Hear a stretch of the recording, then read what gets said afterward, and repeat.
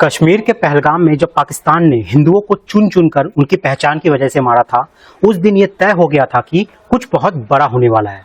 और अब भारत ने पाकिस्तान को ऑपरेशन सिंदूर के जरिए ऐसा जख्म दिया है जो पाकिस्तान की आने वाली नस्लें भी याद रखेंगी। भारत ने 9 मई 2025 को ऑपरेशन सिंदूर के जरिए पाकिस्तान के 9 अलग अलग ठिकानों में ऐसी आग बरसाई जिसने पाकिस्तान के आतंकवादी ठिकानों को राख कर दिया। भारत का ये बदला सिर्फ मिसाइल का बदला नहीं था। ऑपरेशन सिंदूर के जरिए ये बदला हर उस विधवा के आंसू का था जिसके माथे के सिंदूर को इन आतंकवादियों ने मिटाया था। ये बदला उन आतंकवादियों के अकाव को था जिनके सामने एक हिंदू महिला ने कहा कि मुझे मार दो, तो उसने कहा कि मैं तुझे नहीं मारूंगा, तेरे और तेरे बच्चे को मैं छोड़ देता हूं, जाकर मोदी को बता कि हमने तेरे पति को मार दिया है। लेकिन अब इसके बदले में भारत ने जवाब भी दे दिया है। प्रधानमंत्री मोदी ने जवाब दे दिया है। 9 मिसाइलों की गर्जना से रावलपिंडी से लेकर बहवालपुर, मुजफ्फराबाद से लेकर मीरपुर, हर आतंकवादी ठिकानों को राख कर दिया गया है।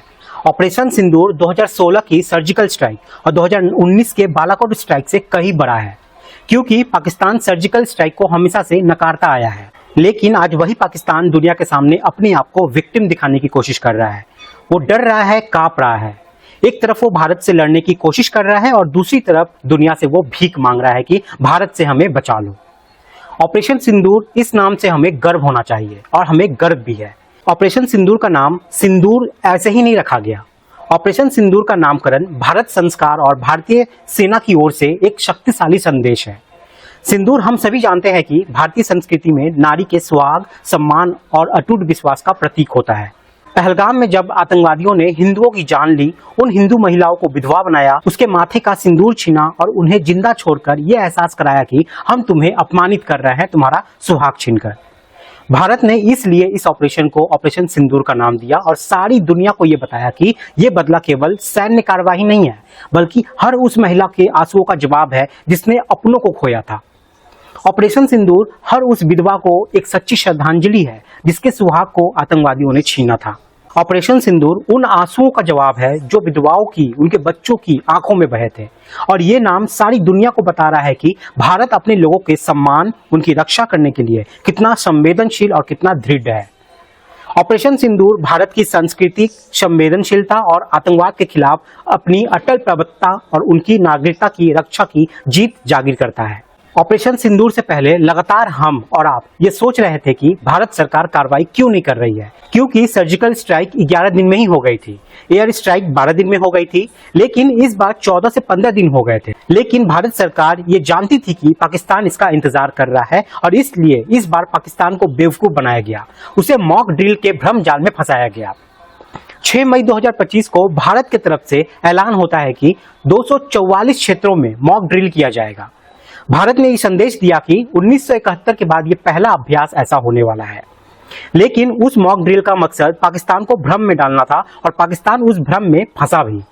पाकिस्तान ने युद्ध की तैयारी का संकेत मॉक ड्रिल को मान लिया, सेना को हाई अलर्ट पे रख दिया।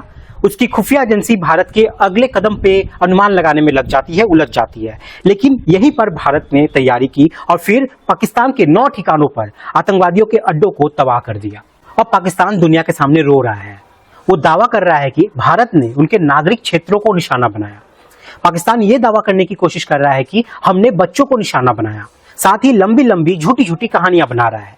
लेकिन भारतीय सेना हर कहानी को बेनकाब कर रही है। रक्षा मंत्रालय ने कहा कि हम पूरी जानकारी आपको जरूर देंगे, फिलहाल इतना बता दिया है कि हमारे पास हर लक्ष्य पर आतंकवादी ठिकाने होने के पुख्ता सबूत है। वैसे भी पाकिस्तान का प्रोपेगेंडा पूरी दुनिया के सामने कई बार बेनकाब हो चुका है। पूरी दुनिया जानती है कि पाकिस्तान वही देश है जो हाफिज सईद को पालता है, मसूद अजहर को पालता है, जिसके घर में ओसामा बिन लादेन था, जिसे अमेरिका ने घुस कर मारा था। तो वो पाकिस्तान किस तरीके से कहेगा कि हिंदुस्तान ने उनके आतंकवादी अड्डों को ठिकाना नहीं बनाया। आज अमेरिका से लेकर इजराइल तक कह रहा है कि हम हिंदुस्तान के साथ हैं। इसकी बहुत सारी वजह है। वैसे पाकिस्तान के पास अभी भी 2 रास्ते हैं। वो ये है कि बेहतर है कि वो आतंकवाद को छोड़े और सुधर जाए, या फिर पाकिस्तान से युद्ध लड़े और इतिहास का हिस्सा बने। अभी भी वक्त है कि पाकिस्तान आतंक से दूर हट जाए, वरना ऑपरेशन सिंदूर का बड़ा वर्जन जो है वो पाकिस्तान को देखने को पड़ेगा। अब चलिए जानते हैं क्या हुआ ऑपरेशन सिंदूर में और ये कैसे हुआ। दरअसल 7 मई 2025 की सुबह सुबह जब दुनिया नींद में सोई हुई थी, तब भारतीय सशस्त्र बलों ने ऑपरेशन सिंदूर को अंजाम दिया। भारतीय वायुसेना के मिराज 2000, सुखोई 30 और स्वदेशी तेजस लड़ाकू विमानों ने आसमान से गर्जना कर दी। डीआरडीओ द्वारा विकसित स्वदेशी ड्रोन, ब्रह्मोस, क्रूज मिसाइलें और Pinaka multi barrel rocket launcher से मिलकर पाकिस्तान और पाकिस्तान अधिकृत जम्मू कश्मीर में 9 आतंकवादी ठिकानों को निशाना बनाया और उन्हें राख में तब्दील कर दिया गया। रक्षा मंत्रालय के बयान के अनुसार ये ठिकाने भारत के खिलाफ आतंकवादी साजिश के केंद्र थे। Satellite imagery, human signal intelligence के आधार पर इन ठिकानों को चुना गया था ताकि सटीकता जो है आतंकवादी ठिकाने को लेकर 100% रहे और तब जाकर निशाने को लगाया गया। रावलपिंडी में जहां लश्कर तैयबा का सबसे बड़ा प्रशिक्षण शिविर है, जहां आतंकवादियों को पाकिस्तान हथियार देता है, विस्फोटक सामान देता है, ड्रोन हमले की ट्रेनिंग दी जाती है और यहीं से पहलगाम के हमले की जो साजिश है वो भी रची गई थी और इस जगह को हिंदुस्तान कब्र में तब्दील करने में कोई कमी नहीं छोड़ा है। बहावलपुर वो जगह जहां पर जैश-ए मोहम्मद का गढ़ है, यहां से 2001 के संसद हमले और 2019 के पुलवामा हमले की साजिश रची गई थी। आतंकवादी संगठनों का लॉजिस्टिक और कमांड सेंटर, जहां से हथियारों का भंडार, फंडिंग का प्रबंधन होता है।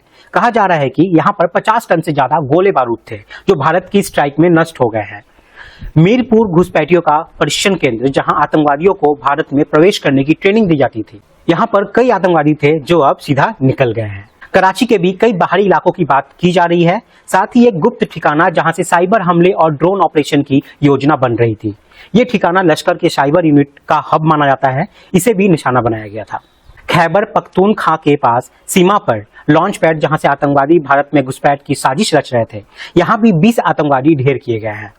कहा जा रहा है कि बलूचिस्तान के पास भी हथियार तस्करी का प्रमुख केंद्र था, वहां से आतंकवादियों को गोले बारूद की आपूर्ति होती थी। इस ठिकाने पर भी 10 टन का आरडीएक्स लगभग नष्ट कर दिया गया है।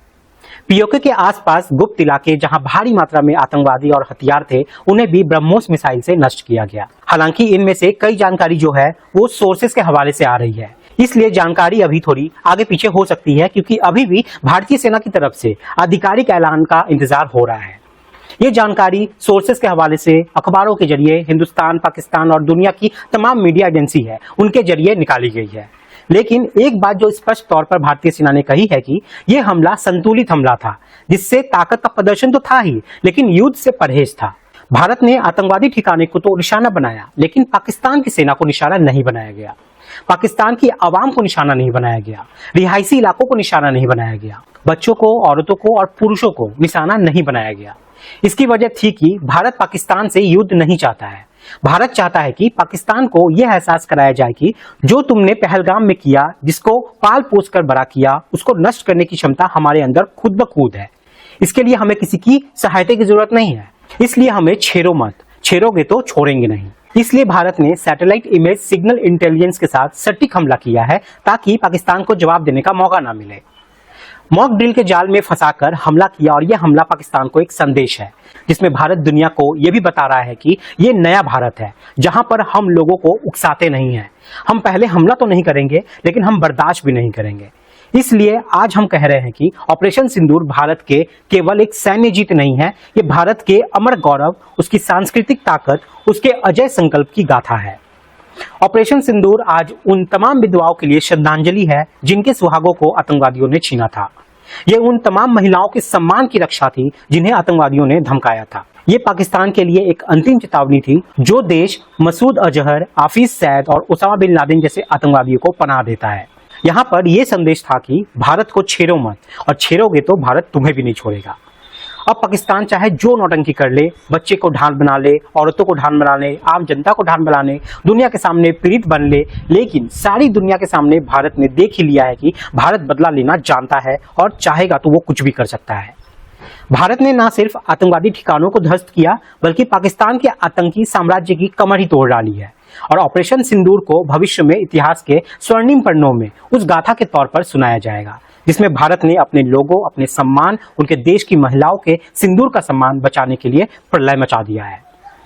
फिलहाल ये बदलाव पूरा हुआ, लेकिन भारत की नजर अभी भी उन आतंकवादियों पे है, उन आकाओं पर टिकी हुई है जो भारत की शांति को चुनौती देने की हिम्मत कर रहा है। भारत अभी भी पाकिस्तान से कह रहा है कि यह हमला सिर्फ आतंकवादियों पर था, संतुलित हमला था। अभी भी सुधर जाओ, क्योंकि पाकिस्तान का कदम यह तय करेगा कि भारत का अगला प्रहार कितना जोरदार होने वाला है। और अगर पाकिस्तान हिम्मत करने की कोशिश करता है तो पाकिस्तान याद रखिए 1947 में पाकिस्तान का जन्म हुआ था, कहीं ऐसा ना हो कि 2025 पाकिस्तान की आखिरी तारीख के तौर पर आ जाए और दुनिया ये कहनी शुरू कर दे कि एक था पाकिस्तान। तो जय हिंद दोस्तों, जय भारत, नमस्कार।